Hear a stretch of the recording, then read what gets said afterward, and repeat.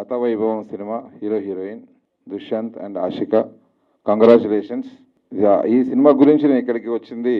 I'm Dushyanth is my family friend. అతను cinema ఇండస్ట్రీకి చాలా సంవత్సరాల నుంచి కష్టపడుతున్నాడు, ఎలాగైనా తను ప్రూవ్ చేసుకోవాలని. ఆ సందర్భంలోనే ఒక సునీజ్ వెరీ గ్రేట్ డైరెక్టర్, ఎంతోమంది ఇంట్రడ్యూస్ చేశాడు, మోస్ట్ సక్సెస్ఫుల్ డైరెక్టర్. తన ఓకే చేసిన ఈ కథతో తన జర్నీ స్టార్ట్ చేశాడు. చాలా అద్భుతంగా ఉంది సినిమా.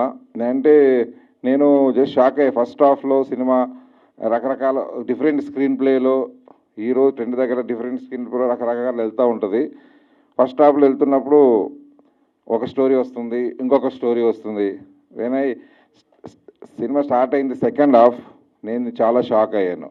అండ్ డెఫినెట్లీ మీరందరూ చాలా సర్ప్రైజ్ అవుతారు ఈ సినిమాని. సెకండ్ హాఫ్లో ఏదైతే స్టోరీ ఓల్డ్ స్టోరీ నుంచి వాళ్ళు తీసుకున్నారో, వెరీ గ్రేట్ లవ్ స్టోరీ. చాలా ఎమోషనల్ అయ్యాను. అంటే చాలా చాలా సంవత్సరాల తర్వాత ఒక సినిమా చూస్తున్నప్పుడు ఫీల్ కళ్ళకి నీళ్ళు వస్తాయి. అలాంటి ఫీలింగ్ కలిగింది సినిమా చూస్తున్న క్లైమాక్స్లో. Definitely one of the greatest love story. Telling love story, different screen play.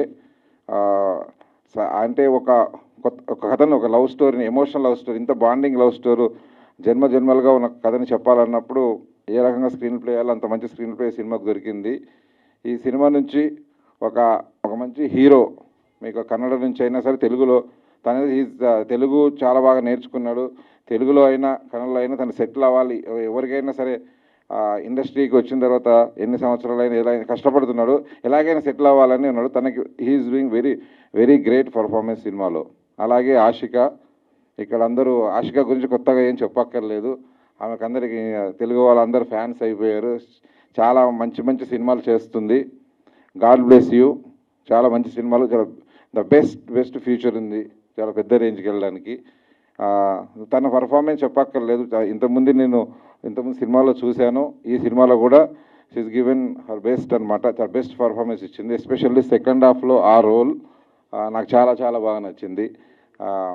Definitely media వాళ్ళందరూ అంటే లాస్ట్ టైమే రిలీజ్ అనుకున్నది పోస్ట్పోన్ అయ్యింది. జనవరి 1 మంచి డేటు.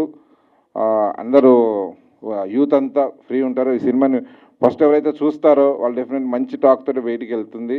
మంచిని పాజిటివ్గా చెప్తారని జనవరి 1 అని చెప్పాను. మా ఫ్రెండ్స్ నిరంజన్ రెడ్డి గారు చాలామంది డిస్ట్రిబ్యూటర్స్ అందరూ పెద్ద డిస్ట్రిబ్యూటర్ మంచి మంచి సెంటర్స్లో ఈ సినిమా రిలీజ్ చేస్తున్నారు. రేపు రిలీజ్ అవుతున్న ఈ సినిమాని మీరందరూ యూత్ అంతా థియేటర్కి వచ్చి చూసి వీళ్ళిద్దరిని, ఈ టీంని, డైరెక్టర్ని, ఒక కొత్త సెటప్ని మీరు బ్లెస్ చేయాలి, సపోర్ట్ చేయాలని కోరుకుంటున్నా. అలాగే మీడియా వాళ్ళు కూడా ఎట్టి పరిస్థితుల్లో ఈ సినిమాని మీరందరూ మీ చేతుల మీద జనాలకు తీసుకెళ్ళాలి. ఇది ట్రైలరు వీటన్నిటిని ఎక్కువ సపోర్ట్ చేసి తీసుకెళ్లాలని కోరుకుంటున్నా. Thank you so much.